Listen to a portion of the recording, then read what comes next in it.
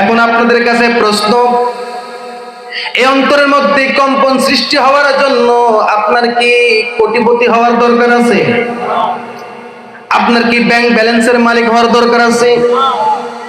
এমন বিষয় কি আল্লাহ তাআলা বলছেন নাকি বান্দা তোমার ব্যাংকে যদি 5 লক্ষ টাকা থাকে, যদি তুমি ধন সম্পদের মালিক হও, তাহলে তোমার অন্তরের মধ্যে আমার নাম শুনলে কম্পন সৃষ্টি হবে, মহব্বত তৈরি হবে, ভালোবাসা তৈরি হবে। এমনটা আল্লাহ তাআলা বলছেন নাকি? বরং এখানে আল্লাহ তাআলা বলছেন ইন্নামাল মুমিনুন, যারা প্রকৃতপক্ষে মুমিন হবে তারা গাড়ি থাকতে পারে, নাও থাকতে পারে, গাড়ি নাই, বাড়ি নাই, সুন্দরী নারী নাই, টাকা নাই, পয়সা নাই, সামর্থ্য নাই, কিন্তু হৃদয়ের মধ্যে যদি আল্লাহ তাআলার প্রেম এবং মহব্বত তৈরি হয়ে যায়, সেই অন্তরটা আল্লাহ তাআলার পর্যন্ত পৌঁছে যাবে, সেই অন্তরকে আল্লাহ তাআলা জান্নাত পর্যন্ত পৌঁছে দিবে।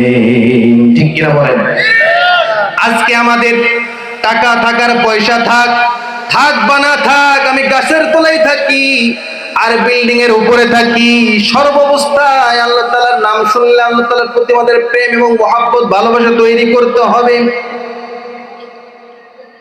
প্রেম, মহব্বত, ভালোবাসা যদি তৈরি করতে পারি, তাহলে আমি আপনি যদি একজন কামারও হই, যদি সমাজের বুকে একজন ভ্যান চালক হই, সমাজের যদি একজন আমি কৃষক হই, তবু আমার মান মর্যাদা আল্লাহ তাআলার কাছে বেড়ে যাবে।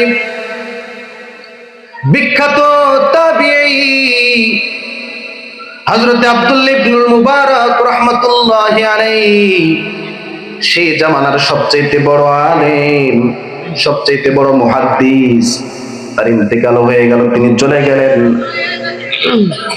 তিনি কবরের মধ্যে চলে গেছেন। সেই যুগের একজন বড় আলেম স্বপ্নের মধ্যে দেখে আব্দুল্লাহ ইবনে মুবারক অসংখ্য অগণিত হাদিস যার মাধ্যমে আমরা পেয়েছি এত বড় মুহাদ্দিস, তিনি চলে গেছেন। সেই আব্দুল্লাহ ইবনে মুবারক কি সেই বড় আলেম জান্নাতের মধ্যে দেখতে পেলেন। সেই বড় আলেম জিজ্ঞেস করে, ও আব্দুল্লাহ, তুমি তো ভালো জান্নাত পেয়েছো, আল্লাহ তাআলা তোমার মান মর্যাদা অনুযায়ী, তোমার যোগ্যতা অনুযায়ী, ইলম অনুযায়ী অনেক বড় জান্নাত দান করেছে। সে আব্দুল্লাহ বলে, না না না,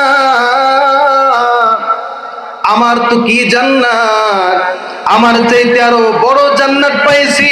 আমার বাড়ির সামনের একজন কামার, যে ব্যক্তি লোহা পিটাই, সে ব্যক্তি আশ্চর্যান্বিত হয়ে তার ঘুম ভেঙে গেছে, সঙ্গে সঙ্গে তিনি চলে গেছেন। সে আব্দুল্লাহ ইবনে মুবারক রাহমাতুল্লাহি আলাইহি তার বাড়ির সামনে যে কামারের বাড়ি, তার বাড়িতে চলে গেছে।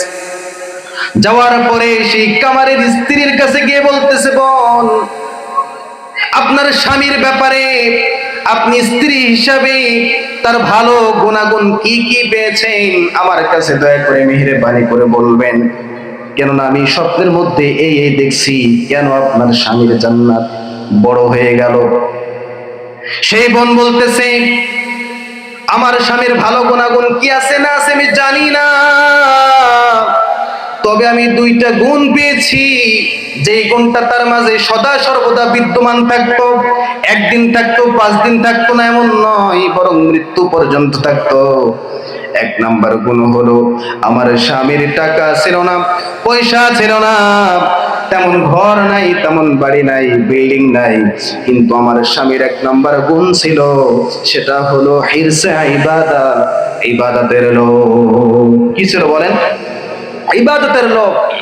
আমার স্বামী সারা রাত্রি লোহা পিটাইতো, গরমকালে বিশেষ করে রোদের তাপে লোহা পিটাতে পারে না, রাত্রি বেলায় দাও বটি, খুন্তা, কোড়াল এগুলো তৈরি করে। যখন তিনি লোহা পিটায়, তখন তিনি দেখে তার বাড়ির সামনেই 2 তলা ছাদ।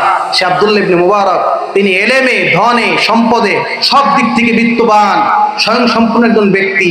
সেই সাদা পাগড়ি পরিহিত অবস্থায় যখন জ্যোৎস্না রাতে যখন তিনি নামাজ আদায় করতেন, দাঁড়িয়ে দাঁড়িয়ে তাহাজ্জুদে যখন তেলাওয়াত করতেন জোরে জোরে, তখন আমার স্বামী আফসোস করে বলতো, আল্লাহ, আমার তো টাকা নাই, আমার তো পয়সা নাই, আমার তো সামর্থ্য নাই ইবাদত করার, যদি তুমি সামর্থ্য দিতে আল্লাহ, আমিও তোমার কুদরতি পায়ে সিজদা দিতাম, এভাবে আমি লোহা পিটাইতাম না পেটের দায়ে আল্লাহ আমি লোহা পিটাইতাম না, তোমার কুদরতি পায়ে সারা রাত্রি দাঁড়িয়ে দাঁড়িয়ে নামাজ আদায় করতাম এবং সিজদা দিতাম। আল্লাহু আকবার বলেন। কিন্তু আমার সামর্থ্য নাই আল্লাহ।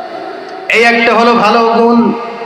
2 নাম্বার গুণ, যখন 5 ওয়াক্ত নামাজের আজান হয়ে যেত, আমার স্বামী যখন হাতুড়ি তুলত লোহা পিটাবার জন্য, এই হাতুড়িটা যখন উঠাইতো, যখন এইভাবে যখন উঠাইছে, এই অবস্থায় যদি আজান হয়ে যায়, আল্লাহ তাআলার নাম যখন স্মরণ হয়ে যায়, উচ্চারণ হয়ে যায়, আল্লাহু আকবার, হাইয়া আলাস সালাহ,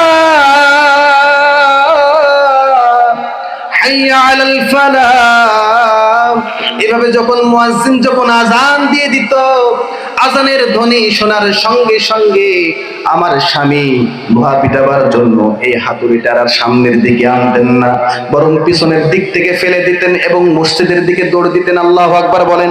আল্লাহু আকবার। হৃদয়ের মধ্যে কম্পন সৃষ্টি হয়ে যেত এবং আমার স্বামী দাঁড়িয়ে দাঁড়িয়ে আল্লাহ তাআলাকে বলতেন, আল্লাহ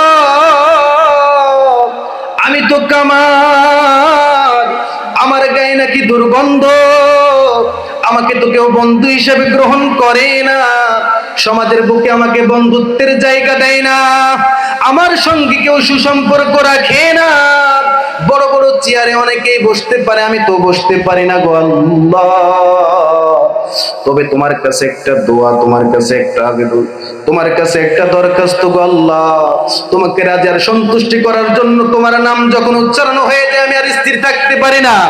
তোমার প্রেম, তোমার মহাব্বত, তোমার বড়ত্ব, তোমার শ্রেষ্ঠত্ব, তোমার কর্তৃত্ব, তোমার মালিকানা, তোমার ক্ষমতা গোটা জগৎ জুড়ে রয়েছে, তোমার সমস্ত বড়ত্ব আমার সামনে ফুটে উঠে গো আল্লাহ, হৃদয়ের মধ্যে কম্পন সৃষ্টি হয়ে যায়, এই মহাব্বতে তোমার প্রেমে মাতোয়ারা হয়ে আমি মসজিদের দিকে চলে যাই। এই গুণটা যদি তোমার কাছে ভালো লেগে থাকে গো আল্লাহ, কিয়ামতের ময়দানে তুমি তোমার গোলাম, তুমি তোমার একনিষ্ঠ মাকবুল বান্দাদের কাতারে শামিল করে নিও গো আল্লাহ।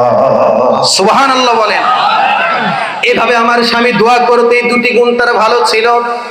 সঙ্গে সঙ্গে বড় আলেম তিনি চিন্তা করলেন, অবশ্যই আল্লাহ তাআলার নাম শুনলে অন্তরের মধ্যে যদি মহব্বত, ভালোবাসা যদি কম্পন সৃষ্টি করতেন পারেন, ও দৌলতপুরবাসী আপনার জীবন সাফল্যের দিকে চলে যাবে, আপনি জান্নাতি মুমিনদের কাতারে আপনি শামিল হয়ে যাবেন। কথা বলেন ঠিক কিনা? টাকা পয়সা লাগবে না, মহব্বত তৈরি করতে হবে কার সঙ্গে? আল্লাহ।